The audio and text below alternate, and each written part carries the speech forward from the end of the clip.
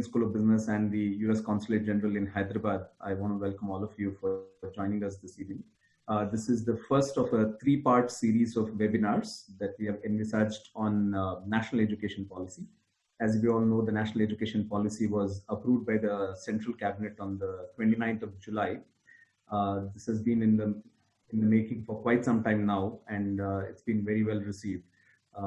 And I think there are different aspects to the policy, as one can easily sort of expect. Specifically here, we are talking about the roadmap ahead for internationalization of higher education.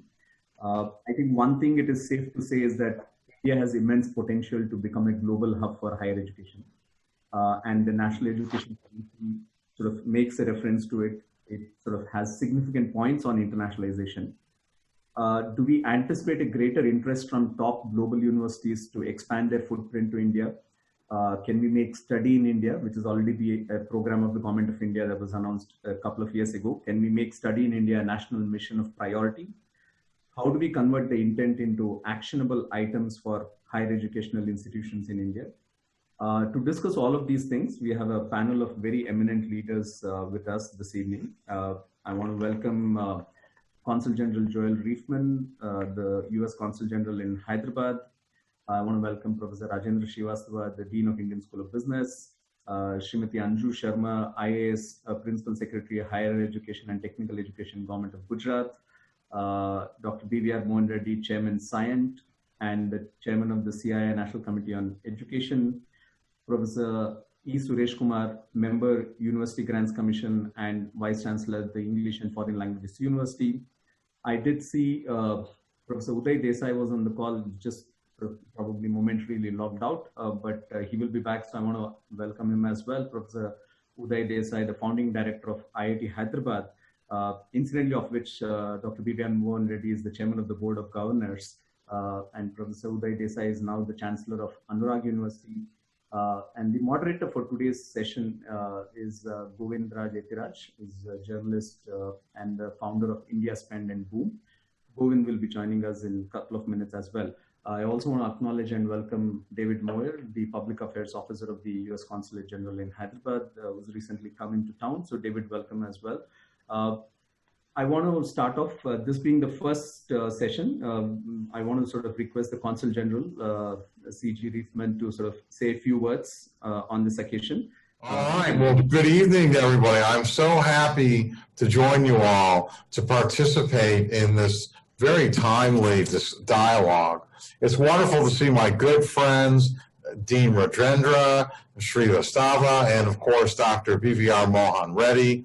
I'd like to extend my greetings as well to our other distinguished panelists, Professor Uday Desai, Professor Suresh Kumar, Principal Secretary Anju Sharma, and our moderator, Govind Etiraj, and all of our guests who are joining from across the country as we embark on part one of the International Dialogue Series on Education Policy, which is jointly organized by the U.S. Consulate here in Hyderabad and the Indian School of Business. We are happy to leverage our partnership on today's topic, the internationalization of higher education. Like the Consulate and like ISB, the United States and India have a long history of collaboration, especially on higher education, which includes many facets such as student mobility, faculty exchanges, research collaborations, and institutional partnership.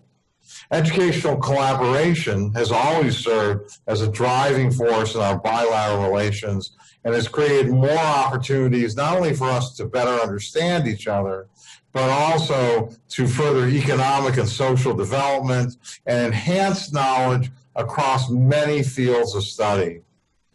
In 2019, the United States welcomed more than 200,000 Indian students to pursue college in the United States or graduate level study. And for 2020, we also look forward to welcoming returning Indian students, but we have to ask you to bear with us as well, and please have patience as we prioritize health and safety during this worldwide pandemic. We look forward eventually to the return of normal. I also want to talk about our diverse academic and cultural exchange program with India. Our Fulbright program here, which completed 70 years earlier this year, has supported an impressive 20,000 talented citizens of both India and the United States. Starting in 2008, the governments of India and the United States signed a Fulbright agreement implementing the scholarship program as full partners and renaming it Fulbright Nehru for our jointly funded programs. So for me, when I look at this topic, why is educational cooperation between India and the United States so important? Well, it's produced some of the most accomplished individuals on this planet. Now, if you think I'm engaging in hyperbole, let's just take a local slice for some examples. First, Satya Nadella, who's the CEO of Microsoft and holds an MS from the University of Wisconsin-Milwaukee, an MBA from the University of Chicago, and is a Hyderabad public school grad, of course.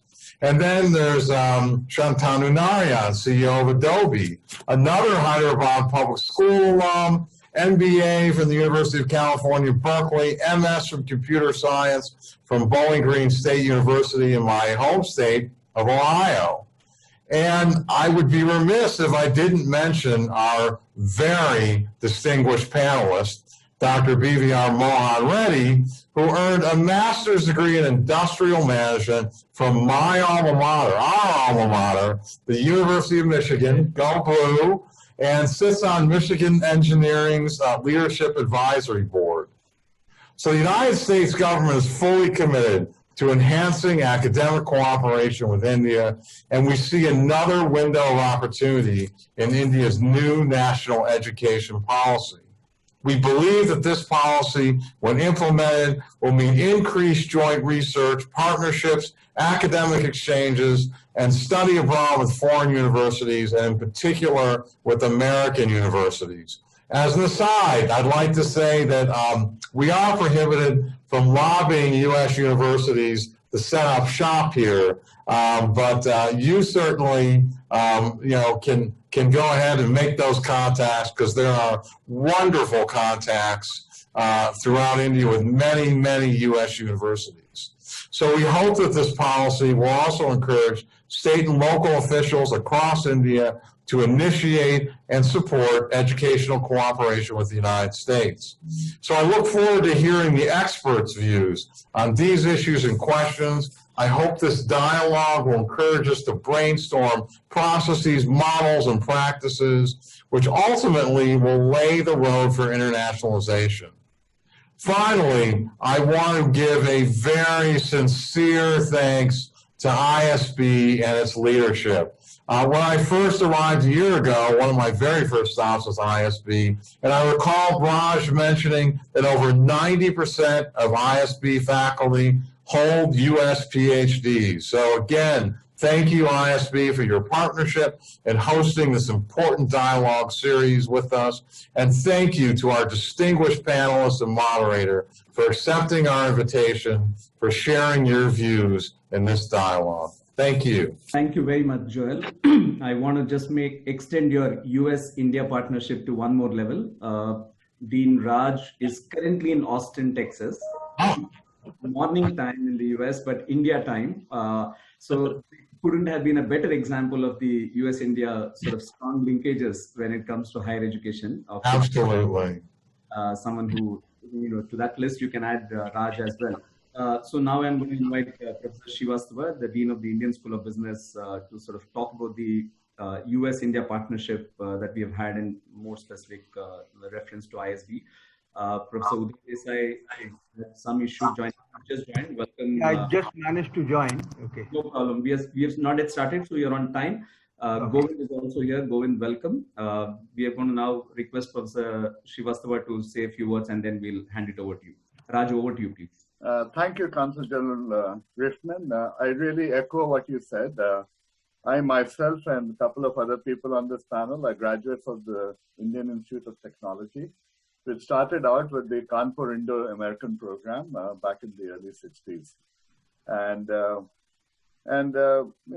to also welcome partners in this panel. Anju, thank you as always for supporting us. Dr. Desai, we've really appreciated your help over time. Dr. Mohan Reddy, I can't think of anybody who supported us more than you have. And welcome, Dr. Suresh Kumar. We look forward to our collaboration with you. And thank everybody for joining us. As the Council General observed, about not only our residential faculty, but I'd say we have close to 150 visiting faculty every year. And I'd say about 80% of them, maybe 75% are coming from the US. There's a lot of traffic. But I know that Hyderabad has contributed 2 people from the Hyderabad public school to the leadership, MNC leadership in the US. But the number of Indian CEOs is closer to 30 when it comes to the top 200 and so companies in the Fortune 500. Lot of impact on Silicon Valley, but what we are really looking forward to is more flow, between. So I think the new education policy allows us to look at that. We have at the moment, I think over 1,200 alums that are in the US, mostly on the East Coast and the West Coast, probably more on the West Coast. And we have a lot of joint ventures. I think our partner schools, we started with Kellogg and Wharton, both, obviously from the US, but later on joined by MIT and Fletcher. And so out of the 5 key partners that we have, 4 are from the US, and the 5th one, of course, is London Business School. So, ISB, the Prime Minister, talked about GYAN, the Global Indian Academic, Network. And if we look at ISB, it's the original GYAN. We started with 0 residential faculty. We started with 100%, visiting faculty. And we've had, with the help of, with the support of people such as the one on the panel, but also support from global companies and the universities from the US, ISB has now risen pretty much to the top, if you will, in this part of the world. So thank you for all that support. Now what we need to do is look at how we can use mechanisms like ISB to build the bridge, and what is the role that we can play jointly. So I'll stop at the moment, but thank you so much for co-hosting this seminar. Okay. Over to you. Thanks a lot. I think with that sort of inaugural, brief inaugural ceremony behind us, it's now, I'm going to pass the baton on to Govind Etiraj. Govind is a journalist of repute, is the founder of India Spend and Boom. Every morning during the pandemic, we have been recipients of his very, very interesting stories that he brings out, and sort of, deep, incisive stories of substance. Govind, you've been a supporter of ISB like the others on the panel. Thank you very much for sort of accepting our invitation and request to moderate this session. Thank you so much, Kumar, and thank you to the Indian School of Business for inviting me to moderate this very important discussion. I've done a few interviews on the new education policy and got very interesting views, including on the role of language and how it could play a part in shaping a child's future. That's on one end. And of course, there are other views on higher education and how fundamentally we could see a change going forward. And I guess that's the context today as we talk about the road ahead for internationalization of higher education. So on that note, let me invite first Professor Uday Desai, founder director of the IIT Hyderabad and Chancellor of Anurag University. Sure. And the idea is that all of you speak for about 5 or 6 minutes each, so that we have some time for conversation after that. Over to you, Professor Desai. Okay. So I think what I saw in the email, basically one wanted to focus on internationalization of higher education system. Okay. Frankly, I'm very happy that what NEP has outlined. So NEP actually kind of makes it very clear that yes, internationalization is part of the overall education system in India. Foreign universities can come and set up institutes in India. Okay, so that's a very welcome sign. Okay, but I think what we need to, so in that sense, I compliment it, and it gives us a lot of freedom to do things that we wanted to do. And of course, there are many other positive things in terms of having your own curriculum. You don't need approvals for the curriculum, the autonomy that the institutes will have in India. I think there are many other positive things which we won't get into it. Okay. Now, what I'm trying to first ask is, what do we mean by internationalization of higher education system? Typically, when you talk about this in the NEP, and when most people discuss this, the idea is that, okay, there are leading universities in the world, perhaps more so in the US, okay, and they will set up campuses in India. And how will that particular thing function? Okay, I think that's a great thing to have. Okay, I'm totally positive for it. As a matter of fact, I mean, these ideas were discussed even more than a decade ago. Okay, I remember, in fact, a couple of leading American universities had talked to me, but then things happened and some things didn't work out, so they were unable to set up the campuses out here. Okay. So this is one good aspect, that yes, this freedom is now given, it has been documented, and but then there are a lot of issues when it comes to setting up a campus in India. It is not that easy out here. That is one particular part. The second thing we need to ask ourselves is, what is the difference between having a campus, and I'm just going to use a name out here, say Carnegie Mellon campus in India, as opposed to going to Carnegie Mellon. So campus is one particular aspect, but I think the reason many a times students from India go abroad is not simply for the classroom education, but the overall ecosystem. So if you look at typically a student who spends time on a campus, okay, the classroom education in a day is about 10 to 12 hours max, sometimes even less than that. But then there is a lot of other education that comes through by interacting and rubbing shoulders with each other. Okay. Now that particular component will be missed out, which is out here. And what I mean by that is, if you are in a leading American institute, okay, I'll take an example of US. It could be other places also, simply because I'm more familiar with it and I'm a graduate of Johns Hopkins. I mentioned a bit about Hopkins also in my presentation. Okay. See, there is a certain ambience that is there. I mean, I'll give an example. When I was a student at Hopkins, and this is way back in 1976, okay, I had friends who were from Taiwan, Korea, Vietnam, Egypt, France, Israel, Australia, and many other countries. And I'm sure I'm forgetting some of them. Of course, there were many Americans also. So what happens is, you learn a lot of things about really an international education. So international education does not mean, and that is often how we looked at in India, that an American professor or a professor from UK or a professor from Japan or a professor from Germany comes and lectures out here, maybe spends 2 weeks, like GYAN program that MHRD has implemented, and what Raj mentioned in the beginning. Okay, the original GYAN was started in some sense at, say, ISB. Is that internationalization? That is just one small component of the whole thing. If I look back at my particular experience, and I suspect the experience may be the same, there are many on this panel who have spent time at American universities, in the US, okay, and learned a lot more. So what I learned from this group of people, across the globe, I had roommates who were from Australia, I had a roommate from Taiwan. So it is not simply interacting with them in the academic institution or in the department. This was across the thing. I think there is something that you learn a lot, international cuisine, international sports. I learned, for example, to play lacrosse. I think many on the panel might have even, rarely touched a lacrosse stick, sorry. Okay. And it's a very unique game, but typically used in Northeast United States. Okay. Now this is something, and you learn a lot about other things in the process. This to me is very critical. So if we are going to set up international campuses in India, we have to enable a significant international student population.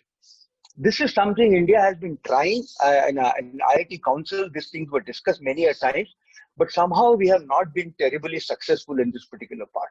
Okay, so that is one extra dimension that I would like to mention in this particular discussion and the debate that we are having today. that more than campuses and American, foreign professors, this is what is required out here. Okay. So I'm all for it. I think it's a great thing. See, it will also, one big advantage of having campuses out here, okay, it will create a very strong competitive environment. Many a times what happens is, like, in some sense, ISB kind of change a lot of things. And to me, it's an international, has a very strong international flavor, but not international students. Okay, great international faculty. And it changed the rules of game as to how business education was being conducted in India. So that competition is very important. And competition comes when you have a next door neighbor also who's into the same game. And we have to now compete with him for students and for various other activities out here. That's one particular part I would mention. There are many other things. And since time is short, I don't want to take too much of the other time.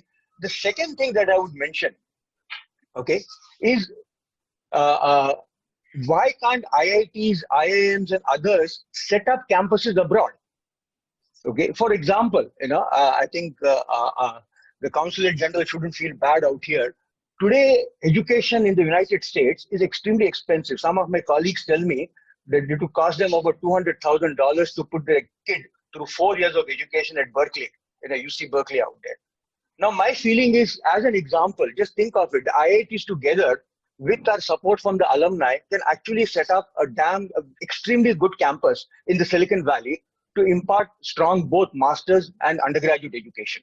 Okay, and we could probably do it at maybe much, much lower cost than what a typical American kid has to pay for a good, strong education. So when we look at internationalization, I think it should be looked at in a much broader perspective, and not simply a perspective saying that, are we going to allow and facilitate and make sure things work when a leading international institute from overseas will want to set up a campus out here. To me, that is just a very small component of the whole ecosystem of internationalization that we need to look at it. And if you ask me, I think IITs are ready to actually do that. We have the wherewithal, we have the faculty, we have everything with us, and we have proven that we can impart fantastic undergraduate education. And I think we should look at it both ways. And we have Anju Sharma from the ministry. I think ministry should also encourage us to go out and set up these campuses. We're not asking for money out here. All we need is some kind of an approval. From what I understand, I think NEP also talks about it that Indian institutes can set up campuses abroad.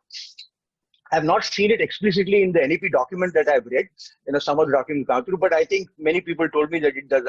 I think we should leverage that, and we can really make a huge mark internationally. I'll stop at this particular point and be happy to take many questions as we go. Yeah. Can I throw one quick question to you? Sure. So when you say that, the serendipity of, being in an international university campus, wherever that is, and your own experiences, and the challenge of bringing those students into Indian campuses, being a critical input into creating an international campus in this country. Sure. So what's the hurdle there? See, a hurdle is, I think, maybe, there are lots of other things out here we need to set up out here. We need, very exclusive different hostels for them, for example. The residential aspects have to be looked into it. Okay. So that's infrastructure. I mean, are you saying, infrastructure? Infrastructure. The main hurdle?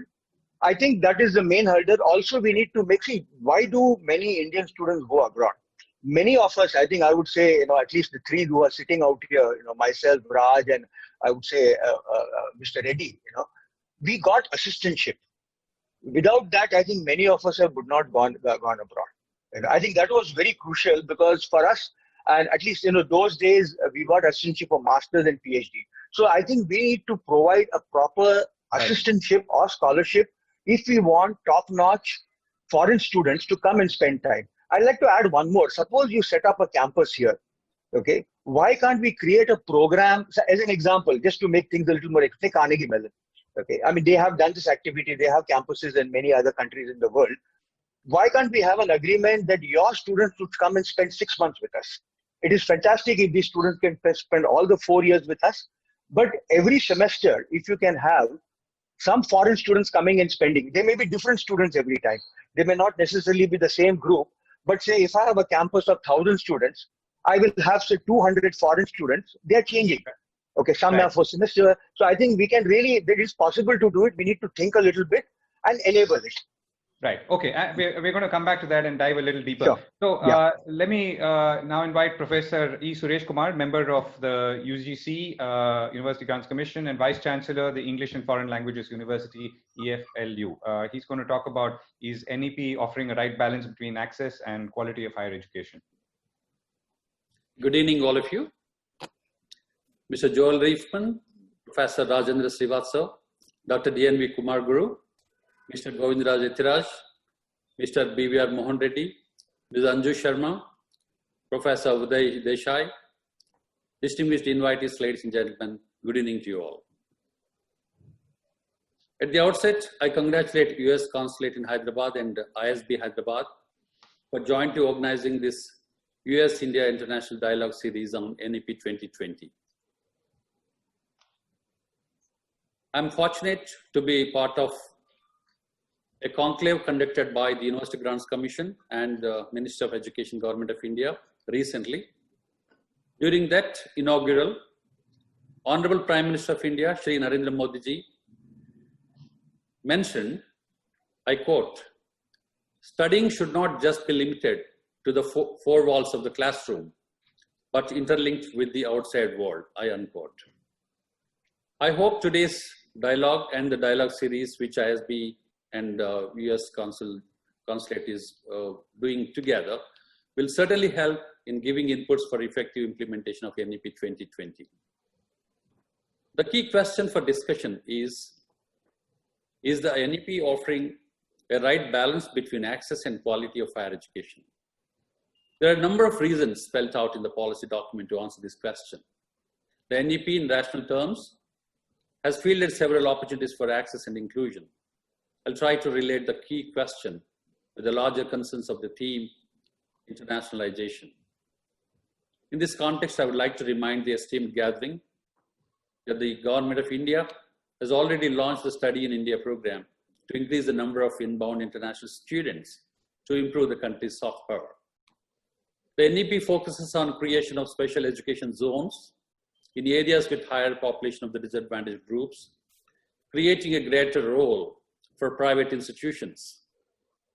Equity is ensured through scholarships and remedial intervention with an aim to push the GER and the graduation outcomes among these disadvantaged groups. The aim of NEP is to develop high quality higher education institutes, both public and private, that have medium of instruction in local or Indian languages. This will help the disadvantaged groups with greater access to higher education. Another encouraging step is to aim at a rational GER in higher education with the inclusion of vocational education from the present 27.4% to 50% by 2035. NEP 2020 envisages doubling the GER in open distance learning and online programs by balancing quantitative and qualitative concerns. At present, the total enrollment in higher education through open distance learning mode is 11%. The flagship initiative of the government aimed at encouraging international renowned academics to engage with Indian institutions for internationalization is Global Initiative of Academic Networks, which is popularly known as GYAN. It attracted more than 1,500 foreign faculty to India to offer short courses in various areas. Other initiatives such as Imprint, the Prime Minister's Research Fellowship and Spark are the programs which really promote this. I'm happy to say that NEP 2020 recognized the challenges in balancing access and quality in higher education. It addressed major challenges in its policy document. Converting single stream institutions into multidisciplinary higher education institutes to produce holistic individuals, establishing world-class higher education institutes in every district or close to every district to give greater access to disadvantaged areas, moving towards a more liberal undergraduate education to possess well-rounded individuals that possess critical 21st century capacities in the fields across the arts, humanities, sciences, social sciences, professional, technical, and vocational crafts, an ethic of social engagement and rigorous specialization in a chosen field or fields. Another good step is establishment of a national research foundation, creating one regulated body for all higher education, including professional education. Another important aspect is quality and access can be enhanced through internationalization. By providing multiple opportunities to students or working together with their counterparts from different countries, integrating international perspective into Indian education so as to motivate teachers, students, and other stakeholders think and collaborate globally, utilizing global resources for capacity building and increasing the access of these resources to students, encouraging top 200 universities in the world to establish their campuses in India without compromising on the basic tenets of access, equality, and quality of education. This will bring world-class education to the doorsteps of Indian students. Travel expenses can be avoided and living expenses are cheaper in India, as all of you are aware. Encouraging multinational companies to provide financial support to students aspiring to pursue courses at Indian and foreign students would be really helpful. Transferring credits from foreign universities towards Indian students' education in India. Encouraging student exchange program within India and with foreign universities. If all these reforms are effectively implemented, I'm sure there will be positive transformation in the higher education in India, where quality will be directly proportionate to access. In addition, internationalization will also help in increasing access and quality in Indian education. This will help in the holistic development of India. Automatically, it will become quality educational hub in the years to come. I believe NEP 2020 has offered a right balance between access and quality of higher education. Thank you. Jai Hind. Thank you, Professor Kumar. May I now invite Professor Rajendra Srivastav, Dean of the Indian School of Business, and he would focus more on how to enhance or how can we enhance global research partnerships that are talked about or envisaged in this new policy. So when we look at research partnerships as a way to enhance things, we also need to understand what is it that India is going to contribute to the global thought leadership. You know, what is it that we have to provide? And I don't think, if I look at my partners in the West, that they're looking for us to provide huge insights on how do we manage ventures in Silicon Valley.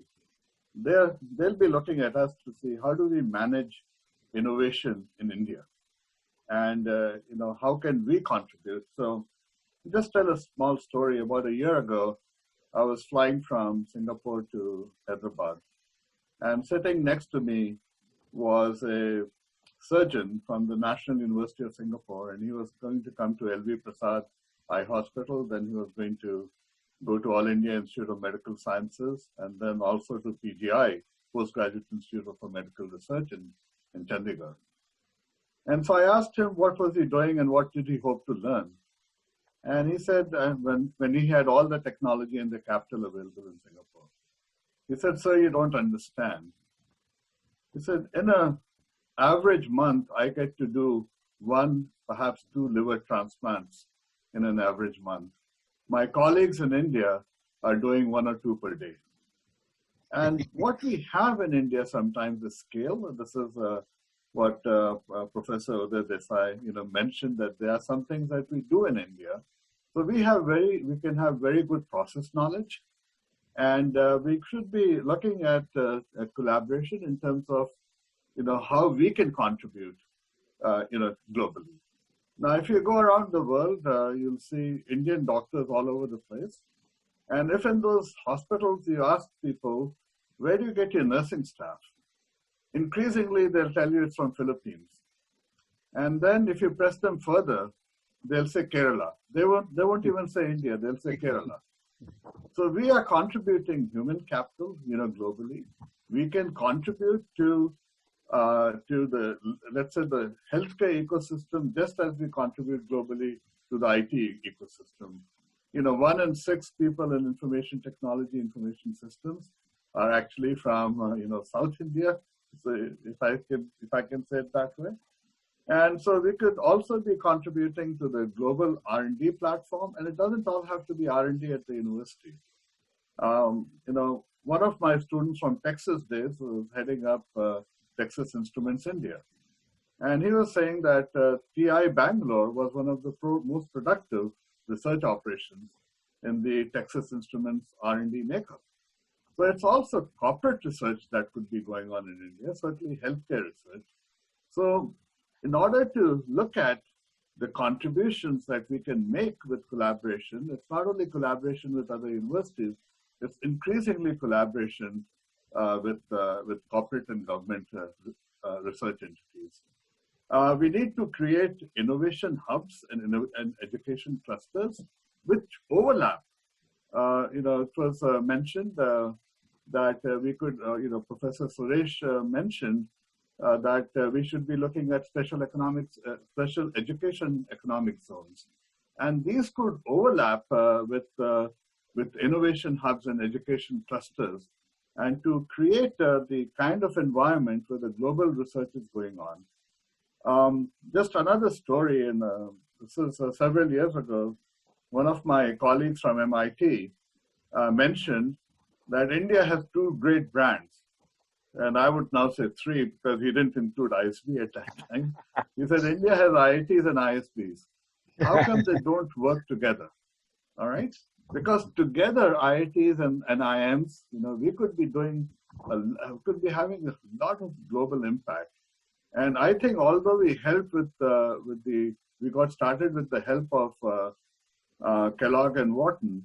Kellogg and Wharton would be really proud if one day we start giving them a run for their money. And so they could be proud parents, if you will. And that is what the goal is for ISB, that we want to be competitive globally in research, but the insights that we have to provide must, in some end, enhance the work that is going on.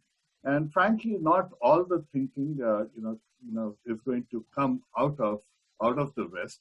A lot of the ideas are coming from places. Process knowledge is coming from India, and we need to document it and we need to put it into the curriculum. So let me just stop out there, because we need to think of a broader system, and we need to change from competition to cooperation in research.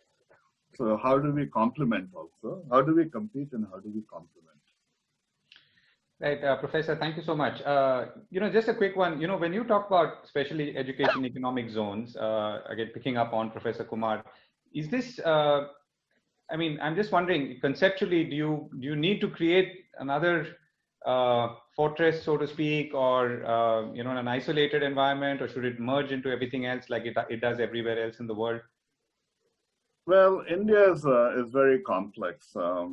So I spent 8 years in Singapore, and Singapore has been much about movement of people, ideas, and capital. And if I think of Singapore, I think of it as a special education economic zone. That is what's beginning to happen in Dubai. And so what we need is we need a little bit of freedom from regulation. And so while NEP, NEP has gone very, very far in the direction that we need to go. So I really congratulate the Commission for having done it. But there's still some restrictions. So if I look at management education, for example, and whom does ISB compete with? We compete with INSEAD.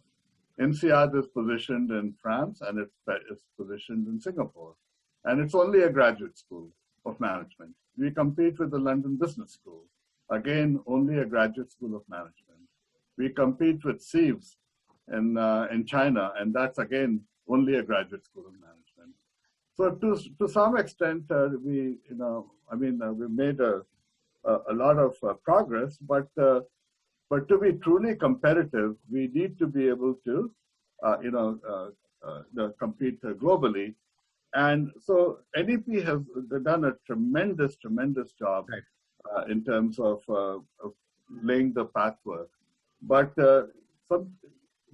those ideas, the policies, have to be converted into regulations at some point in time. How do we implement it? When it comes to the implementation, I think the special education zones would be important. And it would also spur, in my opinion, a lot of competition if we made it easier for foreign competition to come in. And we need the foreign competition for multiple reasons. One is competition is always good. Look at what has happened to the automotive industry in India. And India has now also become a major player in the global supply chain of auto parts and things like that. So competition is good for the country. It makes, it makes us wake up. And I think that's a little bit of the role that ISB has played in waking up some of the other schools. But if we have the special economic zones, it would allow the freedom to get started. Right. And otherwise, we have to deal with the rules, and the rules are not clear at the moment. Right. Okay. So we'll come back to that. May I now invite Anju Sharma, Principal Secretary, Higher Education, Government of Gujarat, to speak more on the upcoming regulations that would facilitate the internationalization of higher education in the country.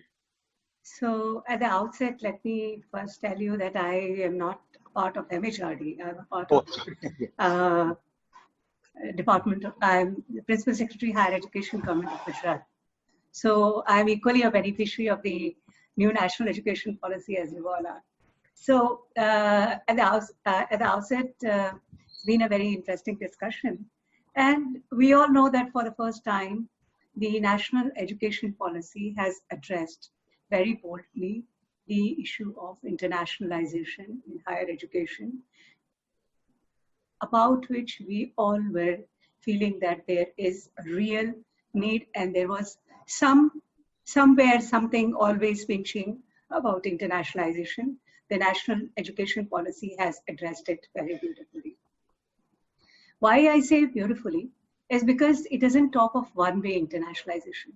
That's one thing. It talks of the top 100 universities abroad setting up campuses in India, and top 100 universities because they're not 100, but top universities in India setting up foreign campuses abroad. So both ways it addresses internationalization. Now the whole thing, if we put in the perspective of Study in India program, which has been started by Government of India, as a part of which a lot of foreign students are being promoted to come in India. Something that Mr. Desai was talking about, the campuses, the international look to the campuses. I would slightly differ from him. The international campus, look of the campuses does not come from the country where you are. I have traveled so many countries. I have seen campuses here, I have seen campuses abroad. What is there in the campus, that decides whether a campus is international or not. For example, if you take the campus of ISB itself, what is there in the campus of ISB itself, which does not qualify it as an international campus, is that you don't see very many multicolored students and multicolored faculties around. I think that is the essence of the entire internationalization, and that brings up various things that we think in terms of internationalization. There is a lot of exchange of ideas, there is a lot of cross-cultural phenomena that keeps on going in the campus, and a lot of diversity is there. The entire thought process changes. The entire world is living in the campus. And when you do it, whether it's a small campus here in India or it is a small campus there in Washington, it doesn't make much difference, because the soul, once we capture the soul of the entire campus, it's already there. And it is very, very doable. And it brings in a lot of advantages. The advantages, the education, the cost of education comes down. And when the cost of education comes down, as a part of Study in Gujarat program, on the lines of Study in India, we launched the Study in Gujarat program. And I traveled countries of Africa, I traveled Middle East for that. And we were supposed to travel in the Southeast Asia also, but we couldn't because of the COVID. So we realized as a part of that, a very important factor why students want to come to India was the same quality of education. If they can get at a lower cost in India, they prefer it. In fact, we were very surprised. There were some queries from developed countries also, like US, for our universities, from the students who wanted admissions. And one of the main reasons was the cost of education. So once the cost of education, because the cost of education is lower here, we see students coming from all over the world in India. And if we can also, if these kind of institutions who are setting up, and certainly if top international universities are setting up campuses here, they will also bring the top international faculty over here. So once you have the top international faculty, once you have the students from all over the world, once you have the world-class infrastructure, which we are now capable of producing, and also you have advanced pedagogy, you have exchange of ideas, you create a beautiful international campus in India. And that's what I think the national education policy is looking at. And certainly, we are hoping to see very good changes on that. We are also deliberating on the setting up of foreign campuses abroad. At least the national education policy is talking about that. So IIMs, IITs, and at least the top 100 of the NIRF, they can go and set up universities abroad. How I look at the whole thing is that many of the recommendations of the NEP are things of the long term, things of the medium term, but there are certain very low-hanging fruits in the internationalization realm that we can tap. And these low-hanging fruits that I see, one is the dual degree programs.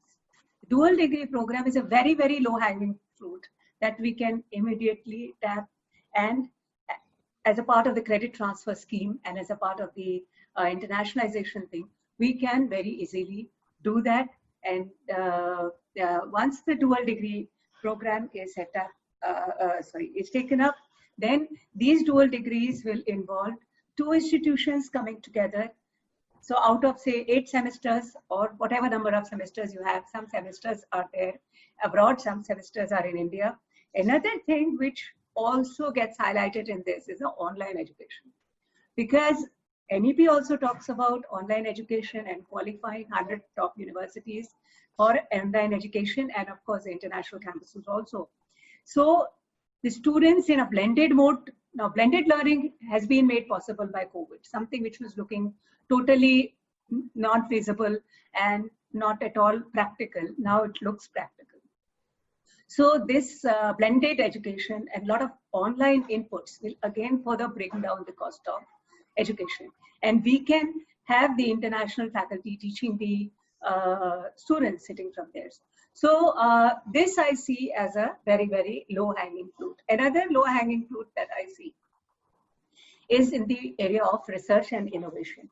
As Dr. Srivastava also mentioned, that in the sector of research and innovation, joint collaborative research and our incubators are there. So they are doing a lot of good work.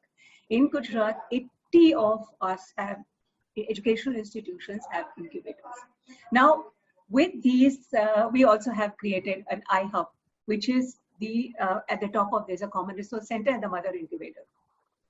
So if there can be international collaborations between these incubators and the incubators abroad or the universities abroad, a lot of innovation. And again, I would quote Dr. Srivastava. He was mentioning about the productivity and innovativeness of Indian mind, which everybody recognizes. But our problem is jugaad. This can facilitate, internationalization can facilitate our movement from jugaad to innovation. And this is what we want. This, once we start converting our jugaad into innovation, it gets scalability, it gets recognition, it becomes ethical, it becomes standardized, it becomes replicable. It is very, very much doable. And this is again a very low hanging fruit. And collaborative research. Why our researchers and scientists have to go abroad for doing research? Internationalization would bring the institutions together to take up these kind of research together in the institutions in India itself. And here we can take up the research.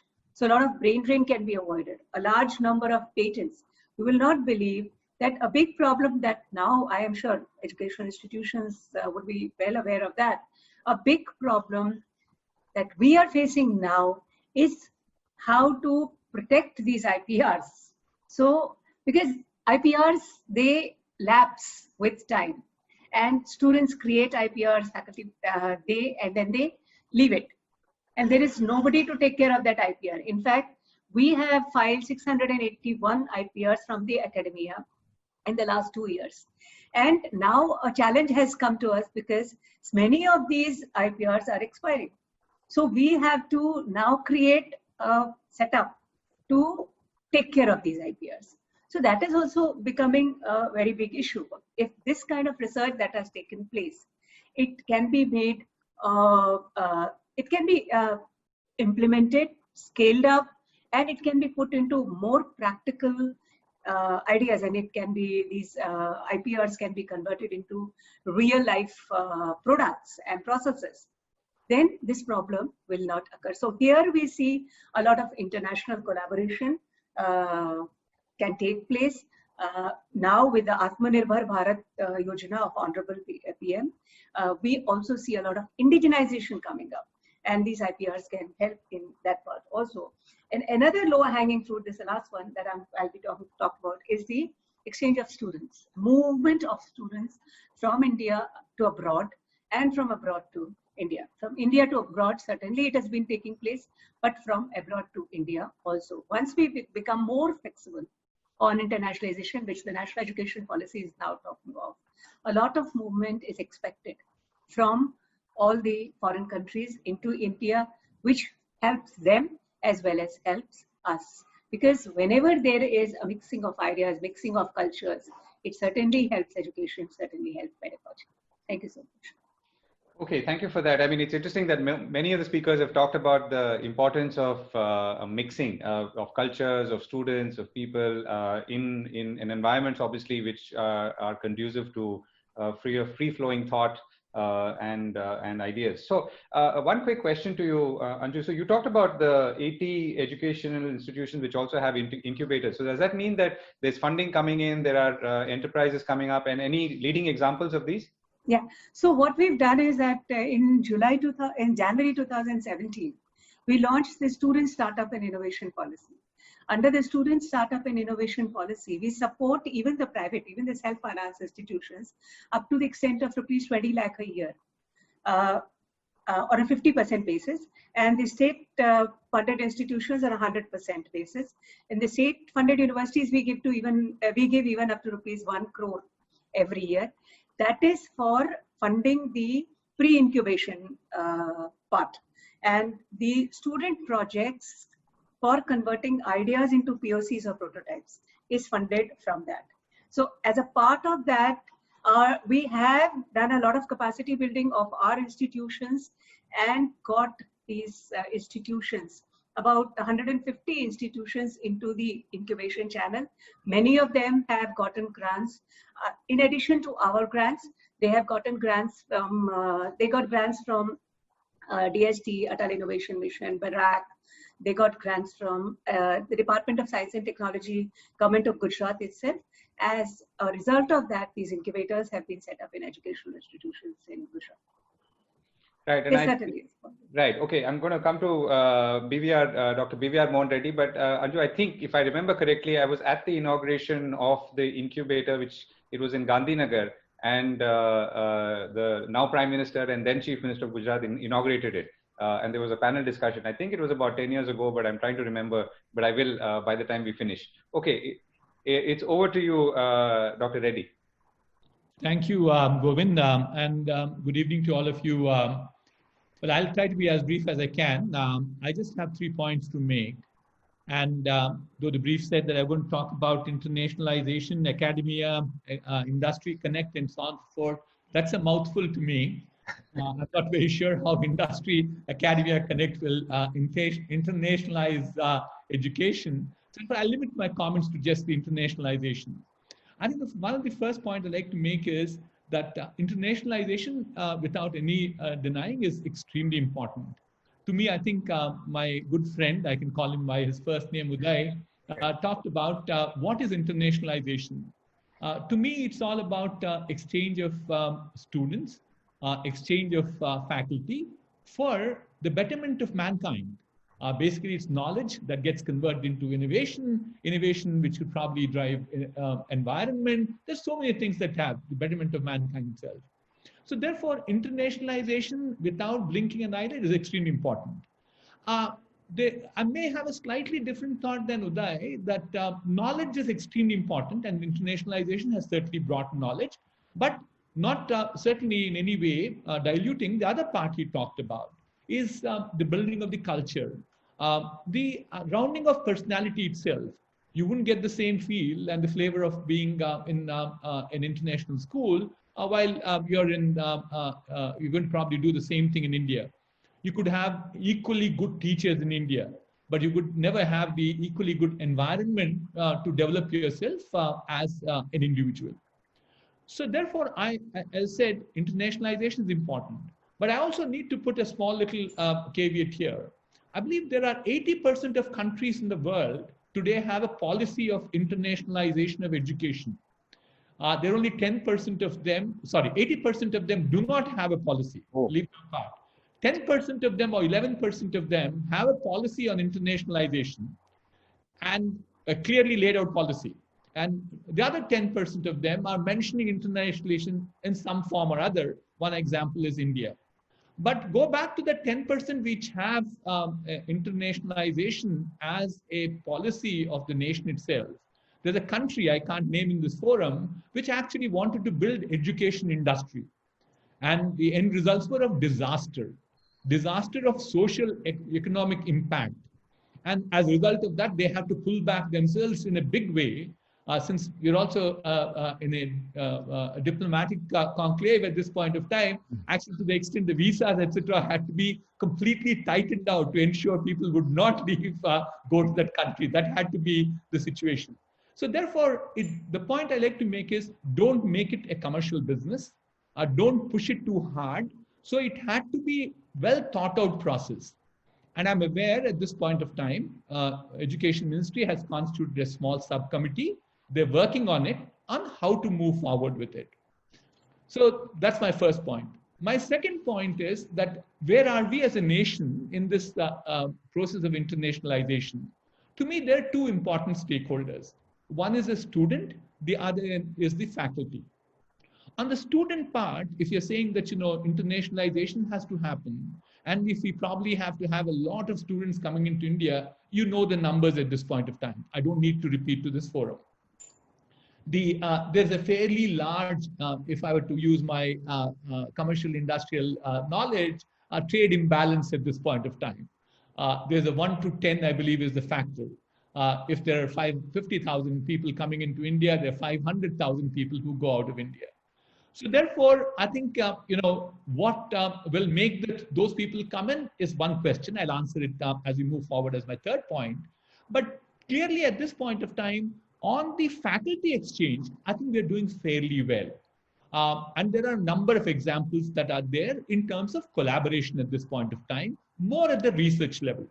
My good friend Uday back again had signed an MOU with Monash. Can I pick up on some of the points that we've talked about? And Professor Srivastav, can we come back to you? So, there is some, I don't know, pushback is the right word, but there's even a question that came in saying that, should we be going at special economic zones as an approach? Now, I'm not saying this is the core of the discussion here, but I think the challenge that we're trying to address is that how do you create institutions of learning? And I guess the point that people are trying to contextualize it in is that we do not want to create islands at the same time. Is that something that, is the dilemma in a way? Professor Srivastav, do you want to go first? Special education economic zones is that we need to create clusters of people. So I was giving the healthcare example. If we're looking at healthcare as an area where we could contribute, then what we need is not only a school of medicine there, collaboration on schools, on a medical school. We also need to collaborate on nursing schools. We also need to collaborate in engineering, in medtech research. And we need to lead to the formation of ecosystems. And the government is talking about special education economic zones, but kind of saying, let's put them in disadvantaged areas. And I believe that you need to put the economic zones where two things are available, the students and the faculty, which, Dr. V.R. Mohan Reddy was mentioning. And we also need freedom to be able to do things.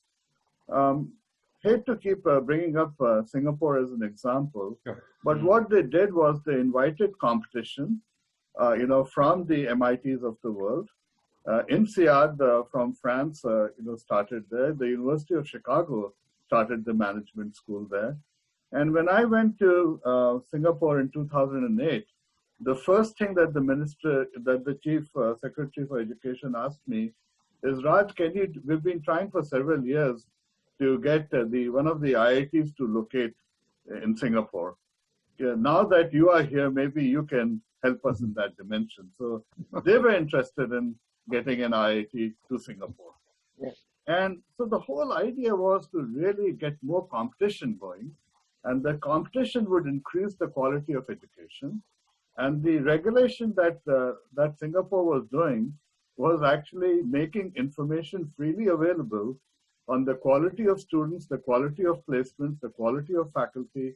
So all they were releasing was information, and they were letting the market take advantage. Now, one of the things we need to look at is if foreign universities are going to come to India, what do they want? At the top of the list is going to be talent. I mean, that's if I look at the faculty from abroad who come to teach at IST, they're shopping around for doctoral students. So they're looking for talent. And I think foreign university, India is a great provider of talent. So that's one of the things they're going to look at. But if they're investing in India, they want something out of it. And that is going to be both people, it's going to be ideas, and it's going to be the ability to re-export out of India.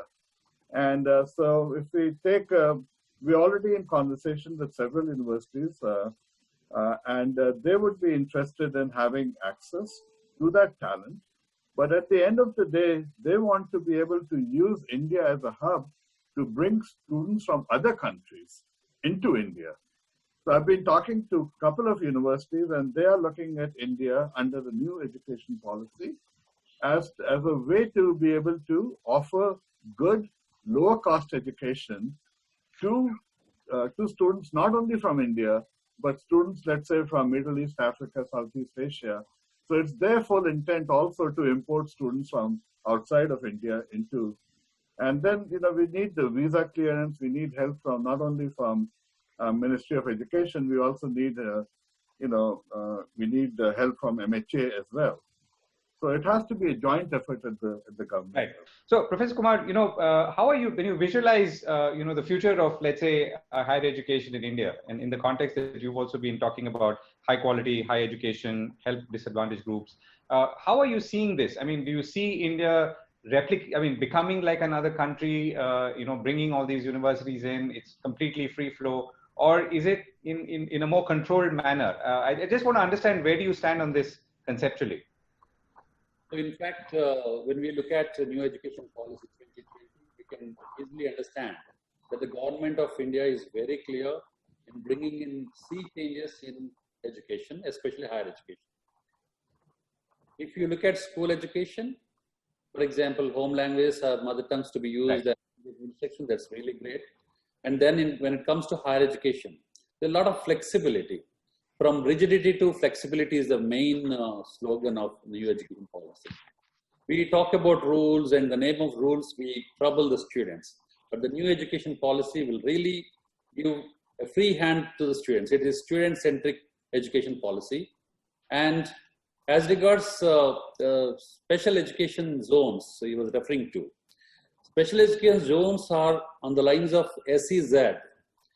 SEZ is special economic zones. So you are seeing in Hyderabad, in the different places, government land is given to the private players, and there are lots of shops given to the players, and they take it as an advantage, and then they develop it.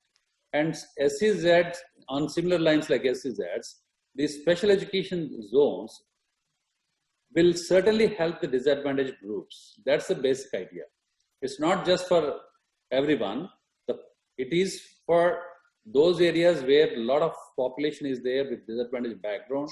Such people require hand-holding, they require support from the government, and the government can't do everything. The government also requires the private partnership. As part of that, the government perhaps would give land and other benefits to the private industry, and the private parties will come forward and they start this education zone wherein the disadvantaged people will get the advantage out of it. I'm sure this idea will certainly help Indian education system, especially the disadvantaged groups. Right, but I mean, I was going to pose the same question in the context of internationalization, right? So now, how are you visualizing, or rather, how do you, for instance, personally, when you visualize this new university or the new kind of collaborative university, is it international? Is it purely serving a disadvantaged population which needs to be served as well? No, what I'm trying to say is, through this new education policy, the disadvantaged people will also get access to international education. That's my idea. Right. Okay. That's what I wanted to focus. Got it. Okay. I'm going to come back on that. Let me bring back Dr. Reddy to finish his thoughts. Thank you, Govind.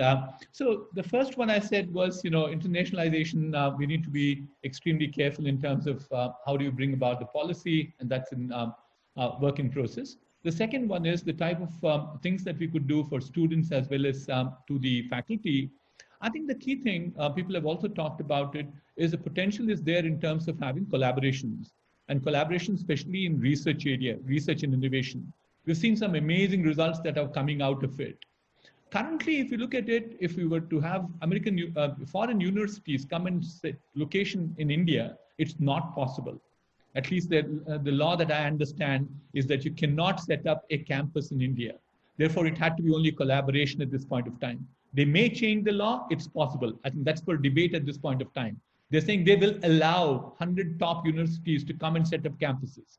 So that is not going to be in the short term. I'm not too sure whether it's medium term, possibly in the long term it will happen.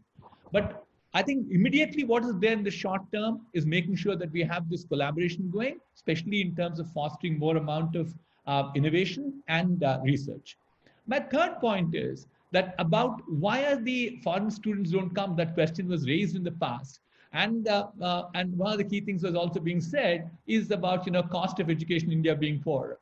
But my point is, and then most of the conversation so far, pardon me, but I'll still raise it, is all around IITs, IIMs, and ISBs.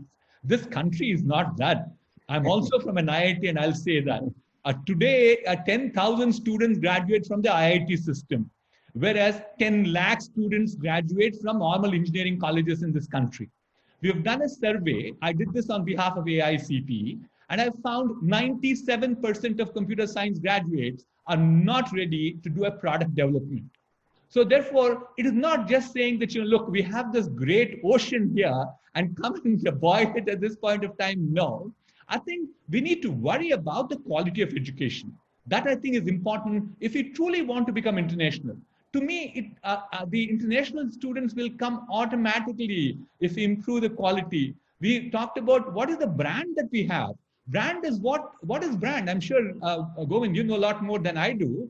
But to me, brand is what people talk about me when I'm not in the room, not when I'm in the room and talk about it, right?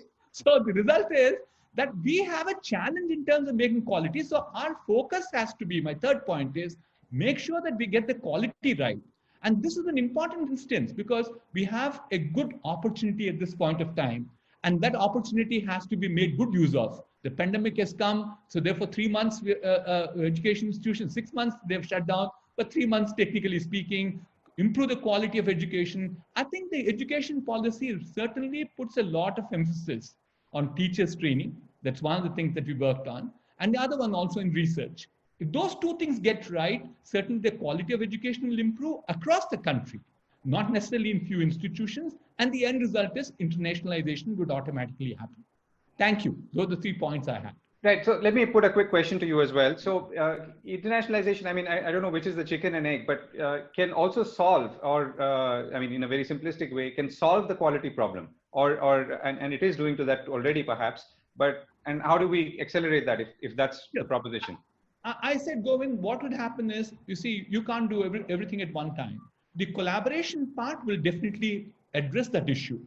The collaboration in terms of getting the faculty, there are a number of programs that Government of India has. It's mouthful of names that they have, whether it is, Gyan, they recently did Elite, there is a Spark, there is a Arpit, and so on and so forth. You can go on. So the result is there are initiatives of that nature, but internationalization will definitely improve the quality of education standards. I don't dispute that. But where we are at this point of time as a nation, that requires a different focus to make sure that we fall into the other bucket of internationalization thereafter. Okay, Professor Kumar, do you want to come back on that now? Professor Kumar, Suresh Kumar, yeah, go ahead. I made my point already. It was over. Right. Okay. No. So do you want to, build on that a little bit? If we were to, let's say, focus on the quality aspect in order to, as I'm assuming Dr. Reddy is talking about from a employability point of view as well. He used the example of computer science graduates, but in general, how do we, take all this forward? There is a new education policy. There is a clear desire to open up further. There is a quality need when it comes to our own graduates. And then we want to, at the same time, create more diverse university, whether it's campuses or environments. So how does all this come together? No, the main focus should be to enhance the quality in higher education institutions and also the improvement of infrastructure facilities and the research facilities. Quality doesn't come just by giving a lecture on quality. We have to provide things, and it's not possible just for the government to create everything. It's not possible. We require support from the industry, from the public, and from the stakeholders. And also we should collaborate with some other foreign universities, and it should be win-win. It's not just, we just don't expect people to help us. It could be win-win for them and for us. And I'm sure quality can be enhanced. Once we enhance the quality, then as Mr. Mohan Reddy was mentioning about the brand, we can create brand, we can create niche in the area of higher education and education. And I'm sure this is possible because for the first time, this education policy has given us an opportunity to think out of the box, to think in terms of quality enhancement. It's not theoretical, it's practical. And I'm sure it will help us to enhance the quality of education. And through internationalization, I'm sure we can expect more attractive results. And I think it's possible. Thank you. Right. Okay. Professor Desai, so, you spoke about you sort of planted the campus seed in the discussion. So in this blended world, which is one of the low-hanging fruits that Anju Sharma spoke about, what's your sense? Sort of post-COVID blended opportunities. Is this could things be different? Could things be? Could there be more opportunities that we could grab, not just as low-hanging fruits as a country? I think 2-3 things. One is I agree with Mohan that we are not going to have suddenly foreign universities coming and setting up campuses here. It's one thing to make a statement that this is possible in NEP, but and in fact I'll say the main problem is land. A couple of them had interacted with me. They were trying to set it up in India. I won't name them, and a leading American university. And eventually the land is the point as which everything kind of just didn't go through. So there are lots of issues. So I think we need not worry that the leading top 20 or top, why 200? I would say we would like the top 20 that they're going to set up campuses. No. So blended or collaborative education will work. Frankly, I am a big, in some sense, a fan of what ISB has done. I think that's a great model. And I think it's a proven model also. And now that model has been replicated, by the way. Ashoka University is following pretty much the same model. Kriya University is following pretty much the same model. I'm also involved with Plaksha University, which is more on engineering education. They're also pretty much following the same model. Why? Similar people are involved. So the same model is being and maybe there are others also. Perhaps Geo Institute, and I'm partly involved a little bit here and there, is also looking at a similar kind of a model. So I would say that is perhaps the way to start off and not wait for campuses to come in. Of course, the focus with ISB has been on postgraduate. We can also look at undergraduate. Okay. And it will provide quality education. It will also create a big competitive spirit. So I would say, yes, we have to look at a blended model. And just to mention about the infrastructure, just to clarify my point to Madam Sharma, my point was not buildings. I didn't want to use these phrases. When I said infrastructure, what I actually meant by sanitation and hygiene. Okay, I mean, that is the crucial part. And as was pointed out by Professor Suresh Kumar, labs. 50th ranked university in the US, and I did my master's at Buffalo. Buffalo has better labs than even IIT. Okay, the earthquake engineering lab in University of Buffalo, you just stand there and stare. I mean, you'll be literally just can't believe that that these sort of things exist. So I think what I meant by sophisticated labs, and they cost money. Okay, they are not going to come overnight like that. You go to any American university, the lab facilities that they have. In nano electronics, we worry about class 10,000 room. I mean, you go to this, they talk about class 1, class 2, class 5 rooms. I mean, this is just the scale is at a different level. Anyway, so I think blended will work. Yeah. We are in a post-COVID world. I mean, there are a lot of students who are in precisely those universities that you talk about, but are sitting right here now and trying to, manage the time difference because they have no choice and they can't even go back. So how does that change? I mean, if you look at, I would say this is a passing phase. I think we shouldn't get too kind of, worked up on this COVID thing. This is not the first pandemic and not the last pandemic. I mean, the way we are manipulating the earth, I think we are going to get some more of it, and let's be prepared for it. I think the kids, at least the little bit of information I have, what they are doing, and American universities are pretty smart. What they are saying is you don't have to do the full credit curriculum, and these are top notch, like Stanford, for example. They are saying free of cost, don't pay anything. You can work on 5 or some 7 credits or 8 credits, or engage with the university. Next year you come back and pick up your program wherever it is, and then you can do a maybe accelerated thing or whatever you want and finish your graduation. So in a sense, they are not forcing the students. So this is the flexibility that Indian institutes or universities have to look at, that the flexibility has to be prescribed by Delhi. Flexibility has to build in the system that the local group can take a call saying, hey, I will allow students in India or anywhere in the world who are registered with me to only take 5 credits and continue. Now, IITs to some extent have that flexibility, I must admit. ISB has it, IISc has it, but this has to be given in sense. Anyway, go ahead. Right. So, Anju Sharma, what does, so one way of looking at it is that COVID is going to go away. We thought it would go away by now, and we're already talking about a fall surge, not just in India and many parts of the world. So life is not going to be the same, at least for a while. Now, is this an opportunity that we could be capitalizing on in the context of all that we've been talking about? As I told you, the COVID has brought in a new normal, and it has certainly given us a lot of opportunities. And you see, if you look at the growth that is taking place in various sectors, EduTech has never grown at a fast rate.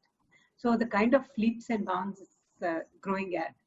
And even the healthcare and the wellness sector, it is growing at a wonderful rate. So it has given us a lot of opportunities in the education sector also.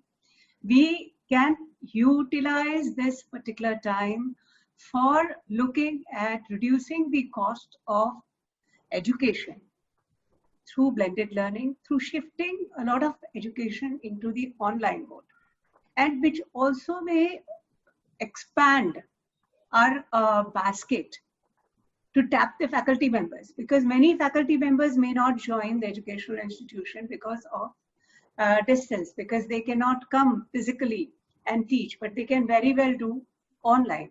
So a lot of opportunities we see over there. But one thing is there in post-COVID area, which all this internationalization thing is is suffering because of that. We are seeing a lot of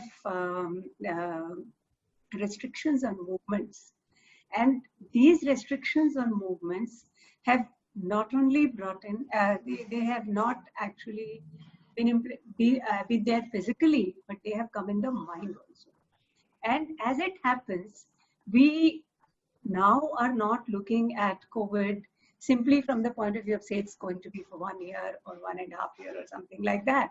Initially, we were thinking that come September and things will be normal, and then now come 2020 and things will be normal, come 2021.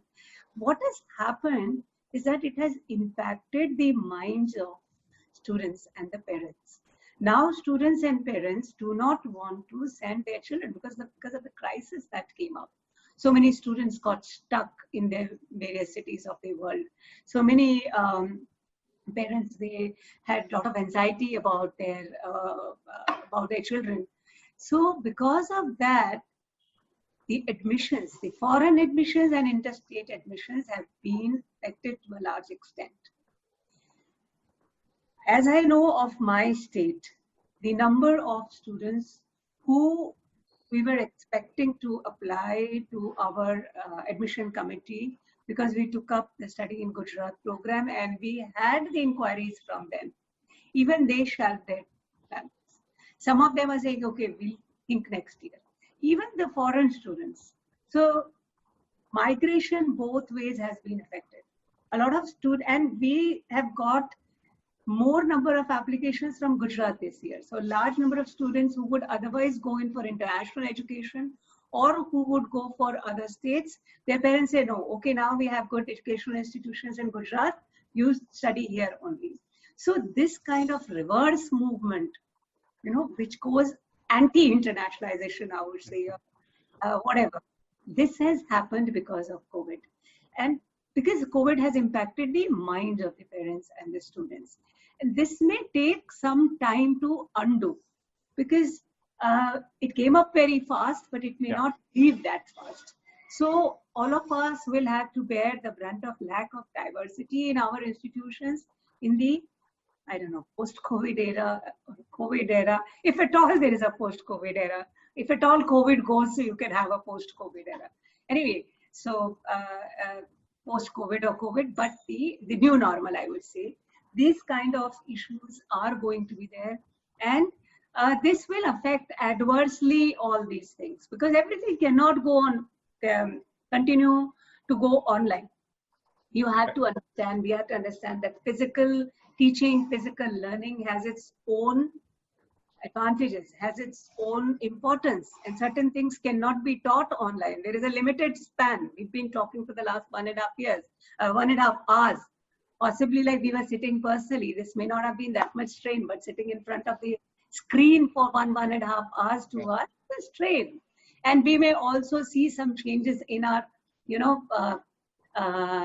body structure and all that, in our eyes, in the lung capacity because of wearing masks and all that. So all those things are going on.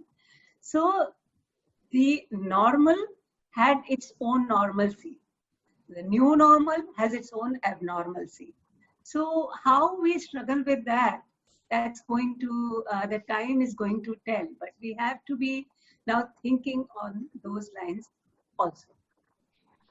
Thank you, Anju, for that very sobering thought and insight there. So we've unfortunately almost run out of time now. So I'm just going to ask for a 30-second sum up. So, we started by saying, what is the road ahead for internationalization? We talked about it in the context of research, in the context of future regulation, in the context of how it could benefit industry. And I think we've seen both the opportunities and the challenges in each of these areas. So may I ask our speakers to give me a 30-second sum up from what they see ahead and what the opportunities are, and what could be the one area that we should be focusing on in order to build truly great universities and collaborations right here in India. So let me begin with Professor Suresh Kumar, your 30 seconds, and then I'm going to go backwards. Firstly, I would like to focus on the future of education in India. That's possible if you're looking for fruitful and successful higher education in India. The main focus should be on quality, as I mentioned earlier, and then integration of science, engineering, humanities, and arts. That has been missing for quite some time. Integration of STEM with arts and social science is very important. We were thinking differently. So arts and social sciences would work differently. And for example, archaeology and computer science can come together and work together. Medical science and linguistics can come together and work together. It's really successful elsewhere. And I'm sure it will be successful in India also. And then multidisciplinary education should be pursued in the right way, not for just namesake. We live in separate boxes. We should come out of those separate boxes and collaborative research and collaborative teaching, and that these are the terms which should be given more focus. And with these, I'm sure higher education in India will have a better future. And we look forward to India becoming a Vishwa Guru. That's possible only when all of us work together. And we look forward to India-centric education, and at the same time, keeping the demands and requirements of the global market. With these, I think it's possible to think in terms of a better India. Thank you. Okay, BVR Mohan Reddy, you're summing up. Well, I only had one point to sum it up to say it's quality and quality and quality. I've been working on this considerably. I don't speak about it as many other people do. I think we are pushing industry as much as we can. We're getting the industry involvement in the education institutions. The fact that, these managements of education institutions will have industry participation, will probably have more amount of interaction, apprenticeship programs, internship programs, and so on and so forth. So I think that is something which is extremely important at this point of time. In the COVID era, to the point that you made earlier, quickly, I think education has suffered. So therefore, I just came out of the children's education program just now for WEF. And I run the schools where 10,000 children get impacted every year. 11% of the children do not have a smartphone or a TV at home. That's the situation. So let's not push hard saying digital will make the difference and will make the complete change. What we need to do is we need to make education valuable, and that will come only through quality. Thank you. Okay, thank you for that. Professor Srivastav, your closing comment. Well, I want to echo the quality dimension. And I just want to add a couple of things about the future. The technology is enabling certain things to happen that were not possible. One of the most fun courses I've ever taught was about 25 years ago when I co-taught a course with the professor of finance and the chief financial officer of Dell. And even today, students marvel at the interaction that we had. The fact that we are all on the same panel today is allowing a conversation. There's nothing that prevents me as an instructor to bring in somebody from the corporate sector, to bring in somebody from another university into my classroom. So let's not just look at the negatives of COVID. One of the positive outcomes of COVID is that we're beginning this kind of interaction. So I would like to emphasize how can we leverage technology, because it's not about IITs and IIMs. Right. It is about the 99% of other students that need the help. The second thing is I would really like to emphasize the growing role that industry and government have to play. Because when I look at the management field, so if I look at social media marketing, or if I look at fintech, or if I look at the use of AI, ML, artificial intelligence and machine learning, industry is actually ahead of academia because of resources, etc. And I think it is very, very important in the international domain for schools, whether the ISPs or other schools, to interact not only with foreign universities, but also benefit from the interaction with global players in the corporate and the government sectors. So right. I would like to emphasize that aspect. Right. Okay, Professor Desai. Yeah, I would say, of course, quality. I mean, nobody can disagree. It has to be. That's the foundation, no doubt about that. Great institutions are built on quality. The question we have to ask is how do we raise the quality? That would be maybe another debate, another panel discussion topic. Okay, what I would say, collaboration. I think the key thing is both collaboration in R&D and collaboration in education. So if you look at the success that we have had in India, I would say even abroad, US perhaps doesn't need it that much, but I've seen that UK is very keen on, I've been on various international collaborative projects, very large scale projects with multiple UK universities, Japanese universities. I was involved with something with EPSL in Lausanne. So I think R&D collaborations are a must. I think what happens is that you have to put in significant sums of money. Many times in this collaboration, what they have is matching funds. So if US puts in through NSF $1 million, or what, I'm just taking a number, okay? they expect, if not exactly the same, a reasonably comparable number. Of course, our cost structures are less. So if $1 million are available for my colleagues in the US to work on the research projects, at least we should have maybe $250,000. We can't go with say $50,000. So some matching has to be done. We have done it, but the scale is too small. I was not involved in research, but I was involved in approving those proposals between MeitY and American universities. That is, Indian universities and American university funded by MeitY, our Ministry of Electronics and Information Technology. It was a success. You'll find out, I just take 10 seconds more, 15 seconds more to emphasize. A funny problem came in which created a lot of headaches. Our financial year is April to March. Their financial year is January to December. And my goodness, I never in my wildest dream imagined that this staggering is going to create all kinds of problems out there. Okay. And that debate went more than R&D debate. Okay. So I think sometimes we forget there are certain other issues we need to tackle. But in education also, like what Mohan was mentioning, he's chairman board of governance for IIT Hyderabad. He approved it when he was the chairman. He's still the chairman.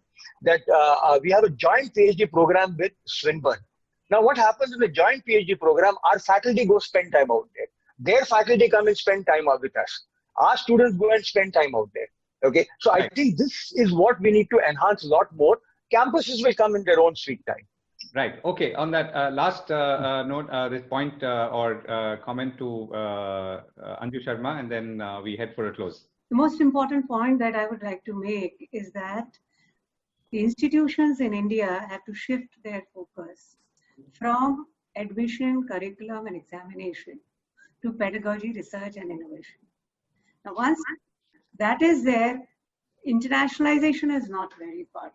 This talk of internationalization, setting up campuses, everything, that will automatically fall through if we change the basic culture of our educational institutions. And that is what the current national education, the new national education policy is talking about. And we should make the best effort to utilize all what has been said in the policy and all what has been facilitated in the policy. So we have to think a lot in terms of, again, improving the quality of education through collaboration and focus more on collaboration and internationalization rather than considering or rather than treating each other as markets. Okay, I'd love to spend more time in summing up, but we've completely overshot. So thank you all for your very, very insightful comments. And I think the alignment on what I think are, or what seems to be the most critical issues going ahead when it comes to areas like quality, when it comes to areas like innovation, and of course, giving students a bright future and employability, all of which are equally important. So on that note, let me hand over either it's back to Kumar or from what I can see in the lineup, David Moyer, Public Affairs Officer at the US Consulate General in Hyderabad. My extended thanks as well. Thanks, Govind. David, over to you, please. Sure, just a couple of final thoughts. Thanks especially to our partner for this event, the Indian School of Business. You obviously pulled together a very distinguished panel, so thanks to Dean Srivastava for his leadership and for all the panelists and for our very competent moderator. Just one quick takeaway that I heard from this evening, the importance of student and faculty exchange.